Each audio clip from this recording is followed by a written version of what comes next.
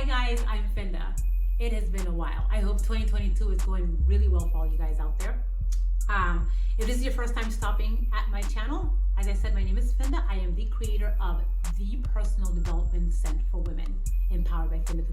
For more information on the product itself, please feel free to actually connect with me on all of my social media links down below. So today I have a miniature celebration thanks to you guys. Before I get into today's topic, I am so honored that I have reached 2,500 views. Thanks to you guys for sharing, for liking, for even just viewing it throughout these years and kind of just riding with me. I really appreciate that, because I've learned when I started Empowered that it became a journey for me to become empowered. I've had to become bold, I've had to become brave, and I've had to become empowered when it comes to just sharing information with you guys. So I've grown so much, and my whole thing is to actually constantly keep empowering you guys with information. So I'm really grateful that you guys are finding value in my content. So thank you guys so much. And one of the things I've been doing actually behind the scenes that I'm really proud to share, I've been writing a book.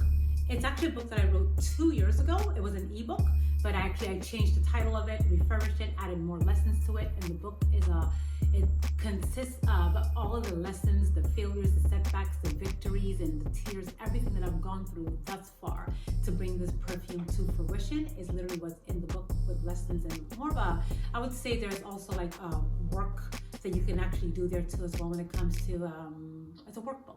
That's the word I was looking for. Yeah, it's a workbook towards the end. So it's a lot of fun information I have in there for you guys. So I'm very grateful for it. It should be available end of this month or early next month. So thank you guys so much for all of that. Love that you guys are showing the support. So today's information, I'm really excited for this. And it's something that I literally have had to do, I would say 95% of the time when starting Empowered. The number one way to actually market your service or product without having money. Because I'm sure you've heard people would say that, hey, it takes money to make money. Sometimes it's not true. It could be true most of the time, but sometimes it's not true, because most of the time, a lot of entrepreneurs, when we start, we don't know a thing what we're doing. We really don't. We don't have the capital, and even when we do have the capital, we completely lose everything, because there's a lot of trial and error that we go through before we actually really figure out what we're doing.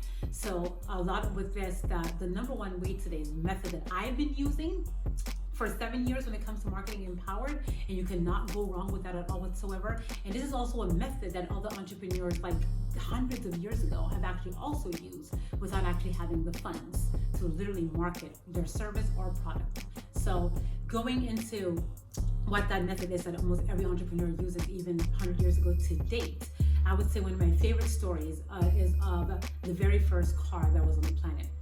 1884, I believe, 1884, Mercedes-Benz. Love this story. Mercedes-Benz, young engineer, didn't have any money, had all this dream to actually start this motor wagon, to create this car that he actually really wanted to create.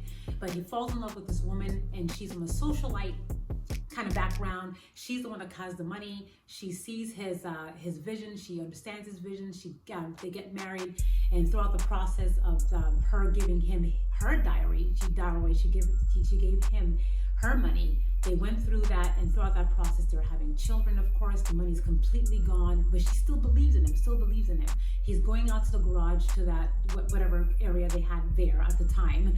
He's going out there to work on this car, and nothing's happening, but she still believes in him. So what she did, without actually having any money at all, so people can see why she believes in this man so much that she loves, she takes it upon herself to take this motor wagon out one day for a stroll. So she takes it out.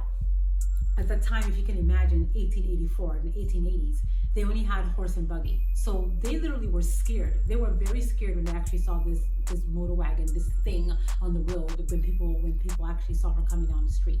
So that's literally how Mercedes actually got its start, by his wife kind of taking it upon herself without money, just pushing it out in the road so people can see what he's been working on for so many years.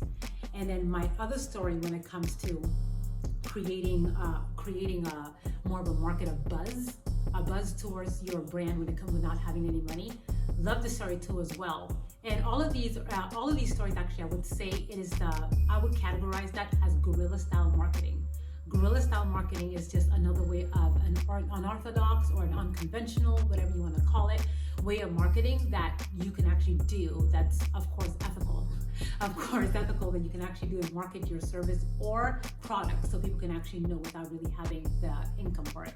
So, Coco Chanel, another brilliant entrepreneur over 100 years ago, because her Chanel number 5, as a matter of fact, is still one of the leading perfumes 100 years later. Last year, it was created, I think it was created in 1921. It's still one of the most leading perfumes to date since she created it. And one of the things that I read that she would do, she would actually either go into these social events, like these high-end either events or galas, or much more go into restaurants where she knew her clientele would actually spend a lot more time. So she would go there and then she would actually spray Chanel number 5 in the air so she can get some kind of response from women. And that literally was like her feedback that she would take back to like her perfumer so they can see exactly this is great or this isn't great. So she always had like this amazing feedback, almost like this a group that she put together without people even knowing that what she was looking for. And that's how she was able to actually push her perfume without actually having the budget for it to actually speak to see how other women would actually feel about her product. And to me, guerrilla style marketing, which I said already in the beginning, which I completely have had to rely on for years.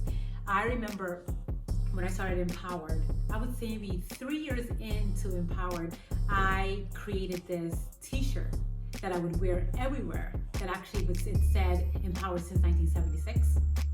Wear this t-shirt everywhere, just in case when I didn't have the perfume on me, when I was running low on the perfume, people would actually see the t-shirt and people would ask me questions about what is Empowered.